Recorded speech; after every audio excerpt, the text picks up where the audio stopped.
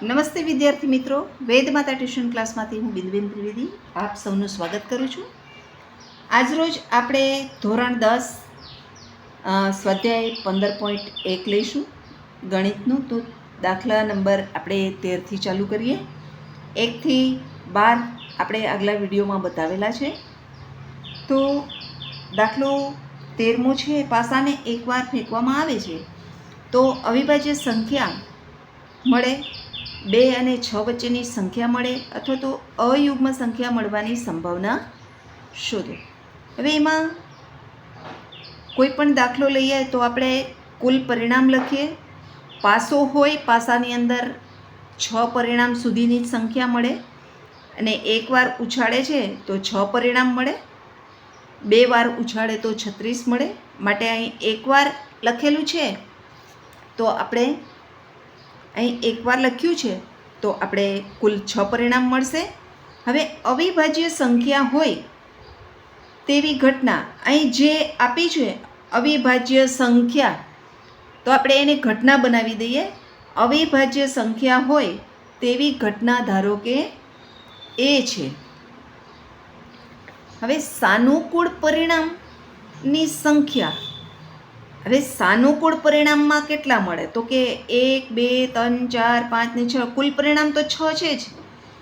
એમાંથી અવિભાજ્ય સંખ્યા જેની ઘટના બતાવી છે ને, અવિભાજ્ય સંખ્યા, એવા અવિભાજ્ય સંખ્યા કઈ કઈ છે તો કે 2, 3 અને 5, એમ ટોટલ 3 અવિભાજ્ય સંખ્યા છે. માટે P ઓફ A બરાબર સાનુકૂળ પરિણામ છેદમાં કુલ પરિણામ. હવે સાનુકૂળ પરિણામ અહીં 3 છે અને કુલ પરિણામ 6 છે. તો સાનુકૂળ પરિણામ 3 અને કુલ પરિણામ 6. 3 એકુ 3 ને 3 દુ 6 એટલે 1/2 થશે. હવે બીજું છે 2 અને 6 વચ્ચે હોય તેવી, તો 2 અને 6 વચ્ચે હોય તેવી ઘટના ધારો કે B છે. તો એનું સાનુકૂળ પરિણામ કેટલું થાય તો સાનુકૂળ પરિણામ માટે 2 અને 6 વચ્ચે 3, 4 ને 5 મળે છે, એટલે કે 3 સંખ્યા છે.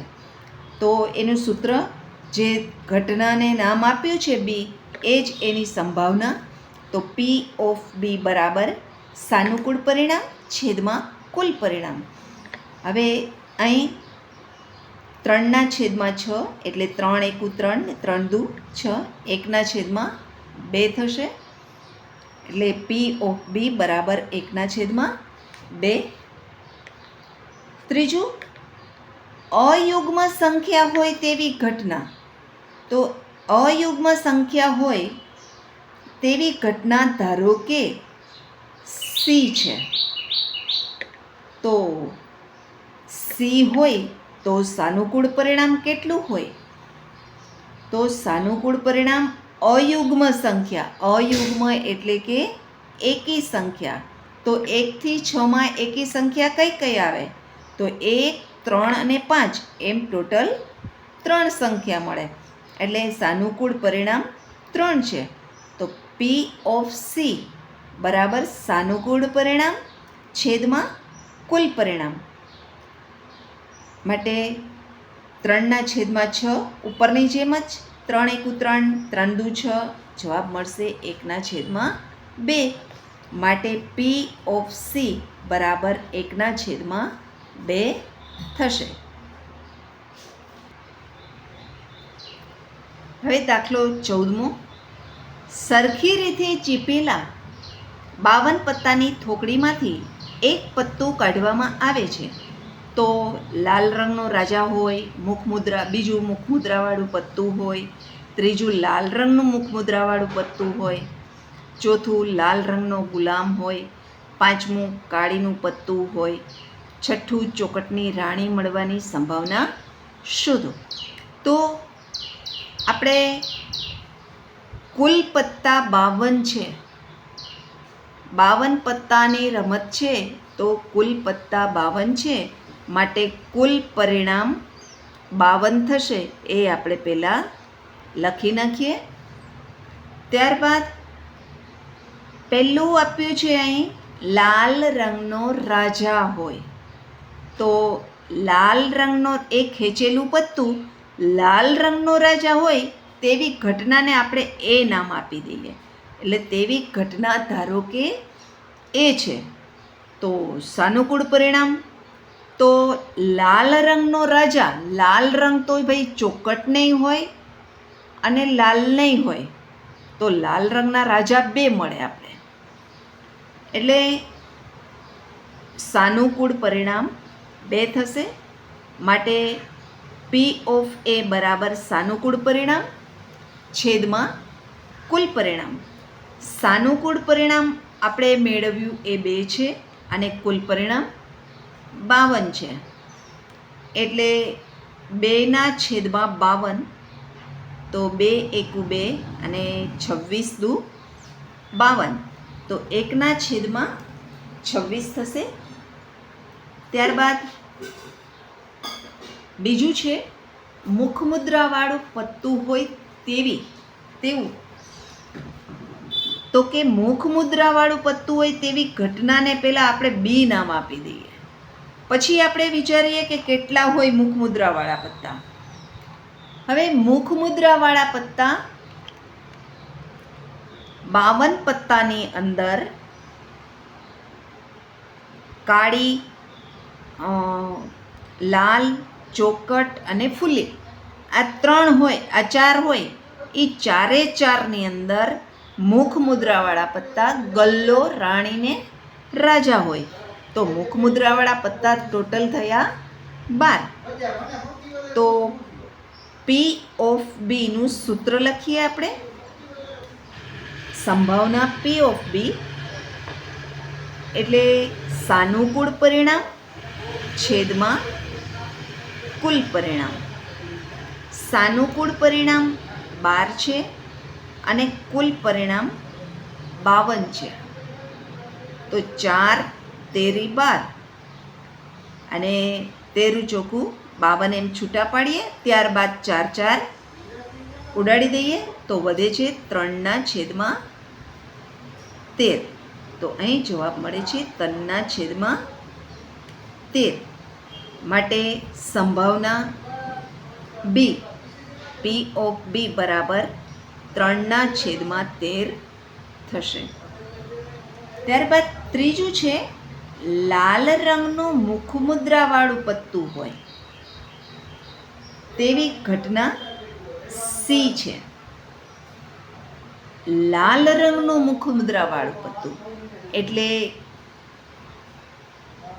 લાલ અને ચોકટ. રંગ કીધો છે તો તમે લાલ ને ચોકટ લ્યો. પણ જો એમ કીધું હોય કે લાલનું મુખમુદ્રાવાળું પત્તું તો 3 જ થાય. પણ લાલ રંગ કીધો છે તો આપણે ચોકટને એમાં લેવું પડે. એટલે સાનુકૂળ પરિણામ લાલના 3 અને ચોકટના 3 એટલે ટોટલ થશે 6. એટલે સાનુકૂળ પરિણામ 6 થશે. એટલે પી ઓફ સી બરાબર સૂત્ર લખીએ સાનુકૂળ પરિણામ છેદમાં કુલ પરિણામ. હવે સાનુકૂળ પરિણામ 6 છે અને સાનુકૂળ પરિણામ 52 છે. તો 3 દુ 6 અને 26 દુ 52 2 ઉડી ગયા તો 3/26 મળે. તો પી ઓફ સી બરાબર પણ 3/26 થશે. હવે ચોથું છે લાલ રંગનો ગુલામ હોય. લાલ રંગનો ગુલામ હોય તેવી ઘટનાને આપણે ડી નામ આપીએ.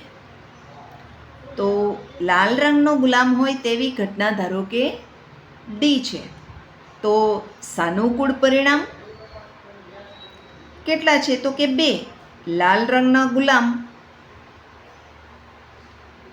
એટલે એક ચોકટનો ગુલામ અને એક લાલનો ગુલામ એમ થશે. તો સાનુકૂળ પરિણામ 2 મળે છે.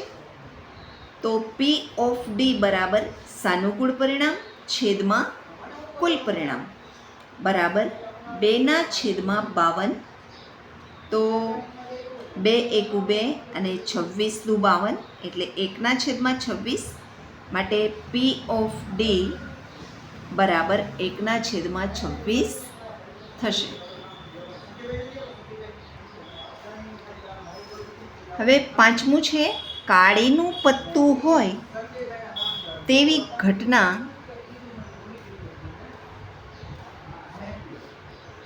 ધારો કે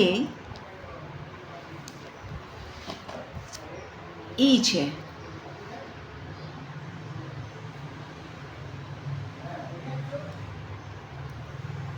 હવે 52 પત્તાની અંદર કાળીના પત્તા કેટલા હોય તો કે 13 હોય. 13 ચોકું 52 થાય. એટલે કાળીના પત્તા 52 હોય તો સાનુકૂળ પરિણામ કાળીના પત્તા 13 હોય, સાનુકૂળ પરિણામ બરાબર 13 થશે. હવે સૂત્ર મૂકીએ. અહીં આપણે એ ધાર્યું છે તો P ઓફ E બરાબર સાનુકૂળ પરિણામ છેદમાં કુલ પરિણામ બરાબર સાનુકૂળ પરિણામ 13 છે અને 52 પત્તા છે તો કુલ પરિણામ 52 છે. હવે 13 એકુ 13 અને 13 ચોકું 52. છેદ ઉડાડતા 1/4 સંભાવના મળે છે. તો કાળીનું પત્તું મળે તેવી સંભાવના P ઓફ E બરાબર 1/4 થશે.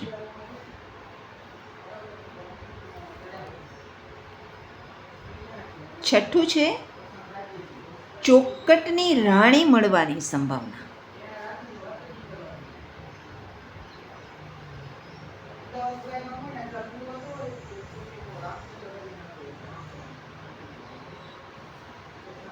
તો ચોકટની રાણી મળવાની ઘટના નામ આપી દઈએ. સંભાવના શોધો, આપણે ઘટના લખવી પડે. ઘટના ધારો કે F છે. એક ઘટના ધારો કે F છે. તો હવે આપણે સાનુકૂળ પરિણામ લખીએ.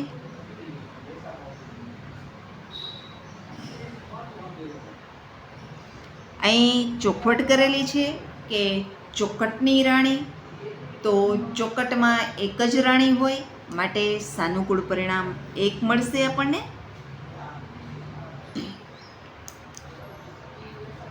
હવે સૂત્ર લખીએ. અહીં F છે તો સંભાવના P ઓફ F બરાબર સાનુકૂળ પરિણામ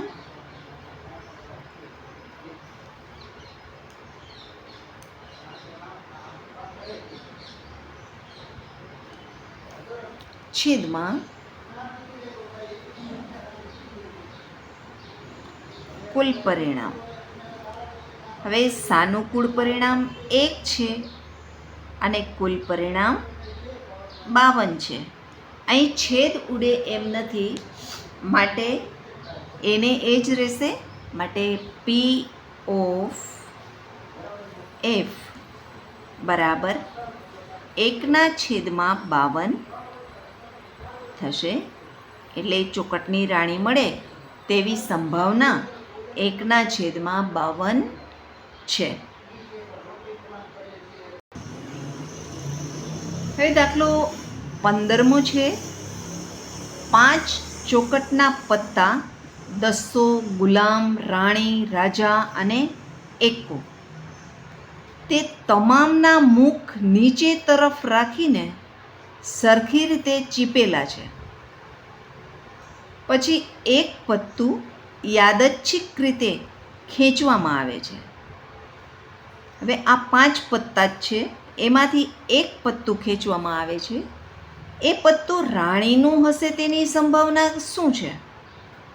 પછી બીજું છે, હવે રાણીને કાઢી લેવામાં આવે છે અને એક બાજુએ મૂકી દેવામાં આવે અને બીજું પત્તું ખેંચવામાં આવે તો એમાં એ એકો હોય અને બીમાં રાણી હોય તેની સંભાવના કેટલી? તો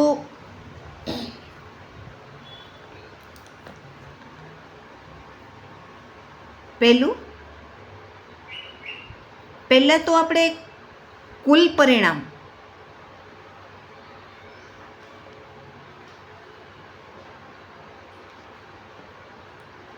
પહેલામાં લઈએ તો પહેલાંની અંદર કુલ પરિણામ ટોટલ પત્તા 5 છે તો કુલ પરિણામ 5 થશે અને હવે એને ઘટના આપીએ આપણે તો પત્તું રાણીનું હશે તેવી સંભાવના શું છે? તો સંભાવના શોધવાની છે તો એને આપણે ઘટના બતાવીએ તો પત્તું રાણીનું હોય તેવી ઘટના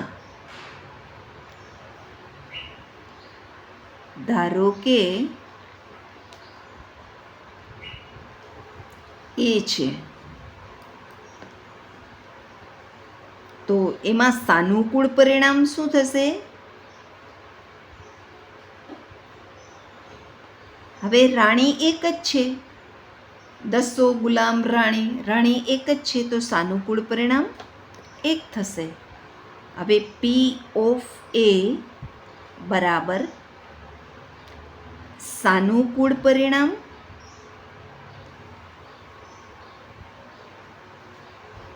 છેદમાં કુલ પરિણામ. તો સાનુકૂળ પરિણામ 1 છે તો 1/5 આ એની સંભાવના થશે. માટે P ઓફ A પત્તું રાણીનું હોય તેવી સંભાવના P ઓફ A બરાબર 1/5 થાય. આ એનો જવાબ થશે.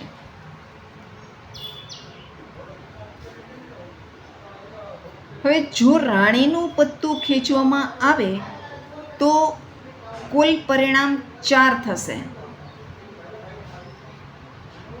એમાં પણ એ એકો હોય તેવી ઘટના ધારો કે આપણે બી લીધી તો સાનુકૂળ પરિણામ 5 પત્તા છે તો એમાં એક એકો છે તો સાનુકૂળ પરિણામ 1 થશે. હવે સૂત્ર P ઓફ B બરાબર સાનુકૂળ પરિણામ છેદમાં કુલ પરિણામ બરાબર 1/4 થશે. માટે એકો હોય તેવી સંભાવના P ઓફ B બરાબર 1/4 આ એનો જવાબ. ત્યારબાદ બીજું આપ્યું છે કે રાણી હોય તેવી સંભાવના કેટલી? તો રાણીનું પત્તું તો કાઢી નાખ્યું છે તો રાણી હોય જ નહીં, એ 4 પત્તામાંથી રાણી હોય જ નહીં. માટે સાનુકૂળ પરિણામ એનું 0 થશે. હવે આપણે ઘટના લખીએ. ધારો કે રાણીનું પત્તું હોય તેવી ઘટના C છે.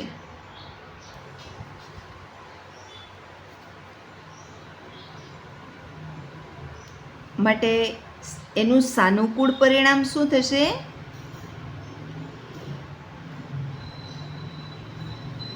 0 થશે. કારણ કે રાણીનું પત્તું તો કાઢી નાખ્યું છે એટલે સાનુકૂળ પરિણામ 0 થશે. તો સૂત્ર મૂકીએ પી ઓફ સી બરાબર સાનુકૂળ પરિણામ છેદમાં કુલ પરિણામ. અહીં સાનુકૂળ પરિણામ 0 છે અને કુલ પરિણામ 4 છે, માટે 0ના છેદમાં 4 થશે, એટલે પી ઓફ સી બરાબર 0. આ શક્ય જ નથી, એટલે જે અશક્ય હોય તેની સંભાવના હંમેશા 0 થાય. પી ઓફ સી બરાબર 0 થશે. 0ના છેદમાં 4 લખો તો પણ ચાલે અને ખાલી 0 લખો તો પણ ચાલે. દાખલો 16મો છે. ખામીવાળી 12 પેન આકસ્મિક રીતે 132 સારી પેનની સાથે ભળી ગઈ. હવે એવું શક્ય નથી કે કેવળ પેનને જોઈને જ કહી શકાય કે પેન ખામીયુક્ત છે કે નહીં. હવે આ જથ્થામાંથી એક પેન આપણે કાઢવામાં આવે, યાદચ્છિક રીતે કાઢવામાં આવે છે, તો આ કાઢવામાં આવેલી પેન ખામી રહિત છે તેની સંભાવના શોધો. હવે સંભાવના શોધવા માટે આપણે કુલ કેટલી પેન છે એને આપણે આ પેનને આપણે કુલ પરિણામ તરીકે દર્શાવીએ તો કુલ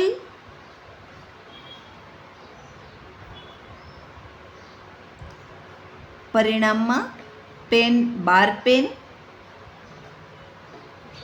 વત્તા 132 પેન, આ બેનો સરવાળો કરીએ તો 12 અને 32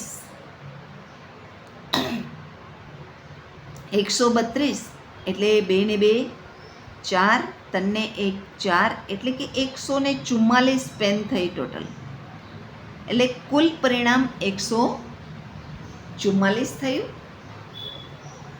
હવે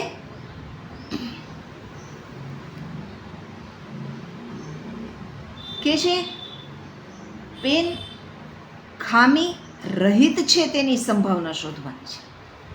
તો જે શોધવાની છે એને ઘટના બનાવીએ તો પેન ખામી રહિત છે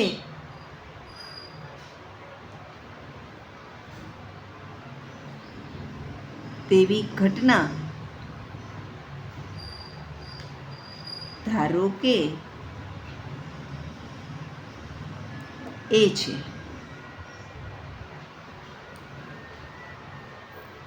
તો સાનુકૂળ પરિણામ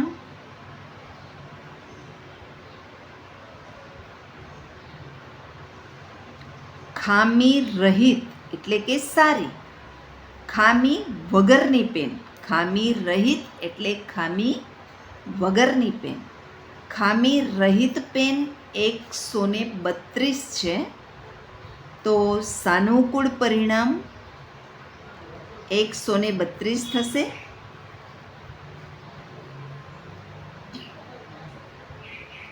હવે સૂત્ર મૂકીએ પી ઓફ એ બરાબર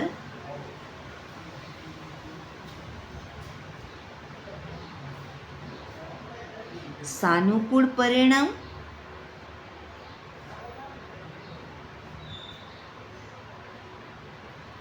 છેદમાં કુલ પરિણામ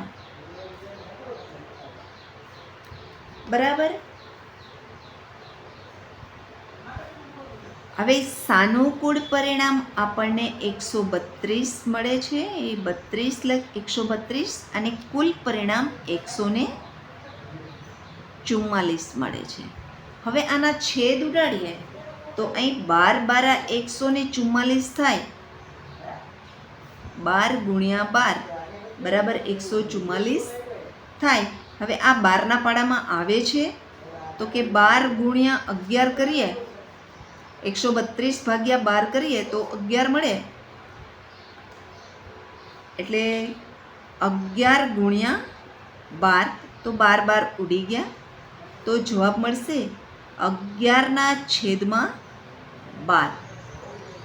એટલે એની સંભાવના થશે 11/12. માટે પેન ખામીરહિત હોય તેવી સંભાવના એ બરાબર 11/12 થશે.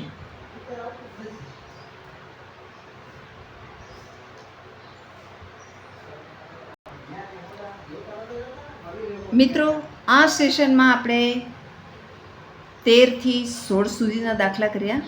13, 14, 15 ને 16 4 દાખલા કર્યા. આમાં બાકીના દાખલા આપણે બીજા વિડીયોમાં જોઈશું આવતીકાલે. તો મિત્રો, તમને જો આ વિડીયો ગમ્યો હોય, તમને મારું સમજાવેલું સમજાતું હોય તો વિડીયોને લાઈક કરજો, શેર કરજો અને સબસ્ક્રાઈબ કરજો. Thank you.